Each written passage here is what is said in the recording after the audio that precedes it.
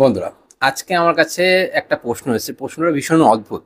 প্রশ্নটা কিছুটা এরকম যে, আমি একজনকে ভীষণ ভালোবাসি। সেও আমাকে ভীষণ পরিমাণ ভালোবাসতো। তার সাথে আমার বন্ডিংটাও খুব ভালো ছিল। কিন্তু হঠাৎ করে তার জীবনে একটা নতুন মানুষ এলো। সে তার বন্ধু, এবং সে আসাকালীন আমার প্রিয়জন আমার থেকে আস্তে আস্তে দূরত্ব বজায় করা শুরু করলো। এখন এমন একটা অদ্ভুত পরিস্থিতি যে, সেই মানুষটা আমার সাথে যোগাযোগ পুরোপুরি বন্ধ করে ফেলেছে। এমন অবস্থাতে আমি কি করতে পারি, যার ফলে আমি আমার প্রিয়জনকে আবার আমার কাছে ফিরে পেতে পারি? দেখো, বন্ধু আসলে প্রিয়জন সরে যাচ্ছে, এটা কিন্তু বড় একটা বিচিত্র বিষয়। তাই তোমরা যারা যারা এই প্রবলেমটা নিয়ে ভুগছো, তারা তারা ভিডিওটা পুরো দেখো, কারণ এই ভিডিওতে আমি পুরোপুরি সাইন্টিফিক্যালি আলোচনা করতে চলেছি, যা দেখলে তোমাদের অনেক ক্ষেত্রে হেল্প হতে পারে। চলো ভিডিওটা পুরোপুরি স্টার্ট করা যাক। যদি মনে হয় আজকের ভিডিও ভালো লেগেছে, ভিডিওটি দেখার সাথে সাথে প্লিজ লাইক করো। আর আমার চ্যানেলটা ইউটিউব থেকে রেকমেন্ড করছে না কারো কাছে, হয়তো তোমাদের কাছে নোটিফিকেশনও যাচ্ছে না। তো যারা যারা দেখতে পাচ্ছ, প্লিজ ভিডিওটা শেয়ার করে আমাকে একটু হেল্প করো। চলো শুরু করছি আজকের মেন ভিডিও। প্রথম পয়েন্ট, দেখো বন্ধুরা, প্রিয়জন এখন যোগাযোগ করছে না কারণ তার জীবনে নতুন একটা মানুষ এসেছে। সে বন্ধুরূপেই মানুষটা হোক না কেন, কেউ না কেউ এসছে তার জীবনে। যদি কোনো প্রেমিক বা প্রেমিকা আসতো, তাও এইটাই প্রযোজ্য হতো যে, তুমি এই সময়টাতে, যখন তার জীবনে নতুন কেউ এসছে, এই সময়টাতে তুমি যদি ভেঙে পড়ো, তুমি যদি কান্না করো, তুমি যদি কষ্ট পাও, আর তাকে সেটা দেখিয়ে ফেলো, বা ওর জীবনে যে নতুন মানুষটা এসছে আর সেই সময়টাতে সে মানুষটা তোমাকে পাত্তা দিচ্ছে না, এটা তুমি যদি অন্য কাউকে বলেও ফেলো, প্রকাশ করে ফেলো, আর তাকে দিয়ে ওই মানুষটাকে মানানোর চেষ্টা করো, তাহলে কিন্তু বন্ধুরা তোমার এটা সব থেকে বড় ভুল হবে। কেন ভুল হবে? ওই মানুষটা সম্পূর্ণরূপে এটা বুঝে যাবে যে তুমি পুরোপুরি ওর প্রতি নির্ভরশীল। আর যেহেতু তুমি ওর প্রতি নির্ভরশীল হয়ে পড়েছো, তার কারণে কি হয়েছে, তুমি ওকে ছাড়া বাঁচতে পারছো না। তাই তুমি ওকে পাওয়ার জন্য ঘুরপথে চেষ্টা করছো। বুঝতে পারলে কি বললাম? তার জন্য তোমাকে কি করতে হবে, এই যে ওর প্রতি নির্ভরশীলতা, ওর প্রতি যে তুমি পাগল, ওর জন্য কান্নাকাটি করছো, ওর জন্য কষ্ট পাচ্ছ, ওর জন্য দুঃখ পাচ্ছ, এই বিষয়টাকে চেপে দিতে হবে। নিজের মনের মধ্যে তুমি চেপে ফেলো, বা ওই মানুষটার কাছে অ্যাটলিস্ট যাতে সেই বিষয়টা না পৌঁছায় তার ব্যবস্থা করো। তার জায়গায় কি করতে হবে, দেখো, নিজেকে এমন ভাবে প্রতিস্থাপন করতে হবে বা এমন ভাবে তৈরি করতে হবে যাতে সেই মানুষটা দূর থেকে দেখে এটা বোঝে যে তুমি ওর প্রতি অ্যাটলিস্ট নির্ভরশীল না। ওই মানুষটা ছেড়ে গেছে তো কি হয়েছে, ওই মানুষটা কথা বলছে না তো কি হয়েছে, ওই মানুষটা যোগাযোগ করছে না তো কি হয়েছে, তোমার জীবন কিন্তু সেখানে থেমে নেই। তুমি কিন্তু নিজেকে অনেক ভালো মতন গুছিয়ে রেখেছো, অনেক ভালো মতন নিজেকে তৈরি করে এগিয়ে যাচ্ছ, তুমি কিন্তু পড়ে নেই, তুমি কারোর জন্য ভেঙে পড়নি। এই জিনিসটা মানুষটাকে বোঝাতে হবে। যখন সে এই জিনিসটা বুঝতে পারবে যে তুমি ওর জন্য কষ্ট পাচ্ছ না, ওর জন্য দুঃখ পাচ্ছ না, ওর জন্য তুমি ভেঙে পড়নি, তখন কিন্তু সেই মানুষটা এটা বুঝতে পারবে। আর যখন সেই মানুষটা বুঝতে পারবে, ও নীরবে তোমার কাছে ফিরে আসবে, আর নীরবে তোমার কাছে এসে ও ক্ষমা চাইবে অন্তত পক্ষে, যে বা তোমার সাথে আবার নিজে থেকে যোগাযোগ করবে, হাই হ্যালো সব নিজে থেকে করবে, বা মেসেজ করে রেখে তার উত্তর নিজে থেকে দেবে। বুঝতে পারলে? তোমাকে কিছু করতে হবে না। আর তুমি যদি ভেঙে পড়ো, ওর জন্য কষ্ট পাও, কাঁদো, বারবার বলো ফিরে আসো, তাহলে ও কোনোদিনও আসবে না। ও ভাববে যে ওই মানুষটার জন্য আজকে এই রকম ব্যবস্থা হয়েছে, সে কষ্ট পাচ্ছে, আর এই কষ্ট পাওয়াটা আস্তে আস্তে বাড়াতে হবে, তাহলে এই মানুষটাকে আরো আমার পেছনে ঘোরানো সম্ভব হবে। বুঝতে পারলাম আমি কি বললাম? সেকেন্ড পয়েন্ট, যখনই আমাদের সাথে এই রকম একটা বিষয় ঘটে যায় যে আমাদের প্রিয়জনের জীবনে একটা নতুন মানুষ আসে, তখন আমরা কি করি, আমরা সেই মানুষটার কাছে অভিযোগ জানাই যে, কি ব্যাপার, তুমি ওকে নিয়ে এত ব্যস্ত, আমি যে তোমার প্রিয়জন, আমাকে নিয়ে তো ব্যস্ততা দেখাও না, আমাকে তো ভালোবাসো না, আমার সাথে তো সময় কাটাও না, আমার সাথে তো ভালোভাবে কথা বলো না, ওর সাথে এত ব্যস্ততা দেখাও। এই যে অভিযোগ জানাচ্ছি, তার জন্য একটা ঝগড়া হচ্ছে, একটা অশান্তি হচ্ছে, একটা মুখ দেখা দেখি বন্ধ হয়ে যাওয়ার পরিস্থিতি ঘটছে। এই জিনিসটাতে সম্পর্কটা তিক্ত হয়ে যায়। এই পুরো বিষয়টাতে ওর সাথে একটা মনোমালিন্য হচ্ছে। তো মনোমালিন্য হলে কি হয় যে পুরো সম্পর্কটার 12টা বেজে যায়। এবার ওই মানুষটাও তখন সুযোগ পেয়ে যায় যে বলবে যে তুমি আমার সাথে তো কথা বলতে গেলেই তুমি ঝগড়া করো, তা তোমার সাথে কি কথা বলবো, আমার ভালো লাগে না কথা বলতে, তাই আমি ওর সাথে কথা বলি। এইটা সে বলতে সুযোগ পাবে। তো এটা করার কোনো দরকার নেই যে ও ওর ইচ্ছে মতন একটা আলাদা পার্সনের সাথে গিয়ে সম্পর্ক করছে, চাই বন্ধুই হোক না কেন করছে। এবার ওর এটা পার্সোনাল ম্যাটার। এবার সেখানে তো তোমার হস্তক্ষেপ করাটা ঠিক না, ঠিক কি বলো? তার জায়গায় তুমি কি করবে, নিজে নিজের মতন থাকার চেষ্টা করবে, নিজের মতন থেকে নিজের পার্সোনাল লাইফটাকে গ্লো আপ করার চেষ্টা করো, ঠিক আছে? কারণ নিজেকে যদি গ্লো করতে পারো, নিজেকে যদি নতুন ভাবে তৈরি করতে পারো, নিজেকে যদি শান্ত প্রতিষ্ঠিত করতে পারো, তোমার নিস্তব্ধতা, তোমার কথা না বলা, তোমার ইন্টারফেয়ারেন্স না করা, এই জিনিসগুলো ম্যাটার করবে। কেন বলো তো? ওই মানুষটা তখন বুঝতে পারবে যে আমি যে ওর সাথে কথা বলছি না, আমি যে ওর সাথে সম্পর্ক রাখছি না, আমি যে ওর সাথে আম, কোনো রকমের কথা বা কোনো রকমের ওর হালচাল জিজ্ঞাসা করছি না, তাতে ওর কিছু যায় আসছে না। কিন্তু আমাকে ছাড়া ও ওর জীবনটা কিন্তু ভালো মতন তৈরি করে নিয়েছে, ভালো মতন গুছিয়ে নিয়েছে, ওর নিজের জীবনে অনেক হ্যাপি আছে, ভালো আছে। কিন্তু আমি আমি সরে এসে আমি হয়তো ভুল করে ফেলেছি। এই যে ওর নীরবে একটা ওর ভেতরে কথা চালাচালি শুরু হয়ে গেল না, ওর নিজের মধ্যে একটা ভাবনা শুরু হয়ে গেল না, এই ভাবনাটাই কিন্তু তোমাকে অনেকটা লাভ দেবে।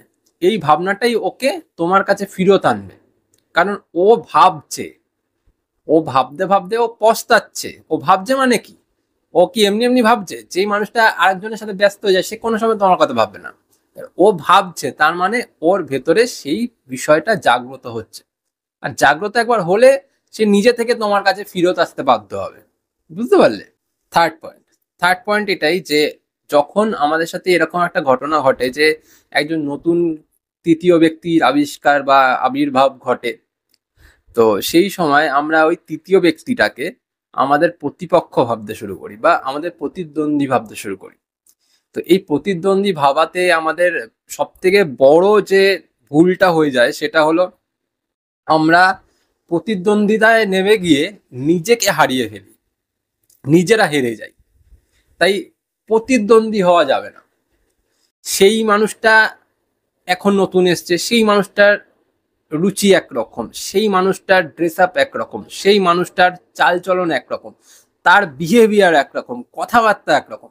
সেই সাথে তো আমরা কোনো সময় ম্যাচ খাওয়াতে পারি না। আমাদের মধ্যে আমাদের নিজস্ব একটা ব্যক্তিত্ব আছে, নিজস্ব একটা মিষ্টত্ব আছে, নিজস্ব একটা বিহেভিয়ার আছে, নিজস্ব একটা ড্রেস আপ সেন্স আছে, সব কিছু আমাদের নিজস্ব আছে। কেউ নতুন এলো তার লাইফে, তার জন্য আমরা নিজেকে হারিয়ে ফেলে আমরা তার মতন করে তৈরি হওয়ার চেষ্টা করলাম। দিস ইজ নট গুড, তাই কি না? তো আমরা কি করব সেখানে, আমরা নিজেকে নিজের মতন রাখবো। আমরা আমাদের যে তৃতীয় ব্যক্তি লাইফে এসছে সেই মানুষটাকে দেখে বা সেই মানুষটির রূপ সৌন্দর্য গুণ এইসব দেখে আমরা তার মতন করে কপি করার চেষ্টা করব না। আমরা আমার মতন থাকবো। আমি একটা আমার মতন ইন্ডিভিজুয়াল পার্সন, আমি আমার মতন করে ভালো থাকার চেষ্টা করব। আমি তার সাথে ঝগড়াও করতে যাব না, অশান্তিও করতে যাব না, তাকে কপিও করতে যাব না, বা সেই মানুষটা এসছে বলে তাকে নিয়ে আমি আমার প্রিয়জনের সাথে কোনো রকম কথা বলতেও যাব না। তাকে সেই মানুষটা নিজের জীবনে এনেছে, সেই মানুষটা ভালো বুঝেই এনেছে। যখন মনে হবে সেই মানুষটা তাকে বিদায় দিয়ে দেবে, যদি মনে হয় সে আমাকে বিদায় দিয়ে দেবে, দরকার নেই আমার। তাই বলে আমি যে ওর প্রতিপক্ষ হয়ে আমি আমার প্রিয়জনের কাছে একদম সুন্দরভাবে প্রতিস্থাপন হওয়ার চেষ্টা করব, এটা একদম মূর্খের রাজত্বে বাস করা। বুঝতে পারলে? তাই এইগুলো কোনো সময় করতে যেও না। তার জায়গায় কি করতে হবে, নিজেকে নিজের মতন সুন্দরভাবে তৈরি রাখো, নিজের মতন করে নিজেকে গ্লো আপ করার চেষ্টা করো। আর সেই নিজের প্রত্যেক দিনের গ্রো আপ বা প্রত্যেক দিনের যে নিজেকে তুমি আবিষ্কার করছো, নিজেকে সুন্দরভাবে বাঁচানোর চেষ্টা করছো, এটাকে তুমি সোশ্যাল মিডিয়া করো। যখন প্রিয়জন সেটাকে দেখবে যে তুমি ওকে ছাড়াও নিজের লাইফটাকে খুব সুন্দরভাবে তৈরি করে রেখেছো, খুব সুন্দরভাবে তুমি এগিয়ে যাচ্ছ, সেটা দেখে তার পছন্দ হবে। আর তখন সেই মানুষটা নিজে থেকে তোমার সাথে যোগাযোগ করবে, নিজে থেকে কথা বলার চেষ্টা করবে। আর তুমি যদি প্রতিপক্ষ ভাবো ওই তৃতীয় ব্যক্তিকে, পুরোটা নষ্ট হয়ে যাবে। বুঝতে পারলে? লাস্ট পয়েন্ট দেখো বন্ধুরা, এই ৩টে পয়েন্ট যা বললাম, নিজেকে গ্রো করো, নিজেকে গড়ে তোলো, নিজেকে সরিয়ে রাখো, এক্সেট্রা সবকিছু, এর মধ্যে সেই মানুষটা 99% হোক সম্ভব যে তোমার সাথে নিজে থেকে যোগাযোগ করবে, যদি তুমি ঠিকঠাক ভাবে নিজেকে তৈরি রাখতে পারো। তো যদি এর মধ্যে সেই মানুষটা না তোমার সাথে যোগাযোগ করে, তো তখন কি করবে? তখন তোমার করণীয়টা 4th পয়েন্টে এসে এটাই তোমার করণীয় যে অনেকদিন ধরে হয়ে গেছে, চুপচাপ রয়েছো, ব্লক হওনি, কথা হচ্ছে না, ঠিক আছে, নিজে তো আর ওর কাছে কুকুরের মতন গিয়ে পড়বে না, তাই তো? এইবার তোমার তাকে কি করা উচিত? একটা মেসেজ করা উচিত, হোয়াটসঅ্যাপে হোক, ফেসবুকে হোক, নর্মাল মেসেজ হোক, যাই হোক। কি মেসেজ করা উচিত? তাকে এমন একটা মেসেজ করা উচিত যেইখানে না থাকবে কোনো রাগ, না থাকবে কোনো ক্ষোভ, না থাকবে কোনো ভুল বোঝাবুঝির কথা, এইসব কিছু থাকবে না। সেখানে থাকবে কি? থাকবে শুধুমাত্র সেই পরিচিত ভালোবাসার ছোঁয়াটা, যেটা তোমাদের মধ্যে ছিল। প্রিয়জনের সাথে তোমার যে ভালোবাসাটা ছিল, যেটা তৃতীয় ব্যক্তি আসার আগে খুব সুন্দরভাবে চলছিল, সেটা থাকবে। সেখানে তোমাকে কি করতে হবে? তোমাকে সেই ভালোবাসার ছোঁয়াটা প্রকাশ করে দিতে হবে এমন ভাবে যে, ধরো আমি বলে দিচ্ছি একটা বিষয়, যে তোমার প্রিয় গানটা আজ বাজছিল, আর তখনই না তোমার কথাটা ভীষণ পরিমাণ মনে পড়লো, তাই তোমাকে একটা মেসেজ করতে এলাম, তোমার খবর নিতে এলাম, তুমি ভালো আছো তো? এই যে এই ছোট একটা বিষয়, যে তুমি বললে তোমার তার প্রিয় গানটা তোমার মনে পড়েছে, তাই জন্য তুমি তার সাথে যোগাযোগ করেছো। এটার মধ্যে কিন্তু কোনো ঝগড়া, অশান্তি, বিবাদ নেই। এর মধ্যে ভালোবাসা রয়েছে, সেই পুরানো ভালোবাসা যেটা তুমি মনে করেছো, তুমি মনের মধ্যে রেখেছো। তার পুরানো পরিচিত গান বা তার প্রিয় গান, যেটা খুব সুন্দর একটা অনুভূতি, সেটা তুমি মনে রেখেছো। তো সেইখানে না সেই মানুষটা ঝগড়া অশান্তি করতে পারবে না, বা সেখানে সেই মানুষটা রিপ্লাই না দিয়েও থাকতে পারবে না, কারণ বহুদিন ধরে কথা হচ্ছে না। তোমাকে সে কিন্তু অবজার্ভ করছে, নোটিস করছে, সে দেখছে। এবার সে নিজে থেকে মেসেজ করছে না, তাই ইগোর কারণে, বা সে নিজে থেকে তৃতীয় ব্যক্তির কাছে চলে গেছিল, তাই সে মেসেজ করতে ভয় পাচ্ছে, বা কোন একটা বিষয়। সেখানে তুমি যদি একটা মেসেজ করে দাও, সে কিন্তু রিপ্লাই দিতে বাধ্য হবে। আর যখনই সেই মানুষটা রিপ্লাই দেবে, তখন কথোপকথন আস্তে আস্তে স্টার্ট হলে সেইখান থেকে ভালোবাসার আবার জাগ্রত হয়ে যাবে, আবার তৈরি হয়ে যাবে, আবার সেই মানুষটা ভালোবাসতে শুরু করবে। বুঝতে পারলে? তো তোমাকে সেই রাস্তাটা ধরতে হবে, সেখানে কোনো রাগ, অভিমান, ঝগড়া, অশান্তি এসব থাকবে না, শুধু ভালোবাসা নিয়ে তার কাছে যেতে হবে। তাহলেই দেখবে সবকিছু সলভ হয়ে যাচ্ছে। আর লাস্টে একটাই কথা বলবো বন্ধুরা, সব ঠিক আছে, সব করো, কিন্তু আমাদের ইউনিভার্সকে ভরসা রাখো। ইউনিভার্সের উপর ভরসা রাখলে তবেই কিন্তু তুমি তোমার প্রিয়জনকে ফেরত পাবে। আমাদের ইউনিভার্স যখনই বুঝতে পারবে যে তুমি তোমার প্রিয়জনকে ভালো রাখতে সক্ষম, তখনই ইউনিভার্স তোমার কাছে তোমার প্রিয়জনকে ফিরিয়ে দেবেন। তাই ইউনিভার্সের উপর ভরসাটা কোনো সময় ভেঙো না। আজ এ পর্যন্তই থাক, পরে দেখা হবে অন্য কোনো ভিডিওতে। যে প্রশ্ন করেছিলে তার প্রশ্নের উত্তর আজকে দিয়ে দিলাম।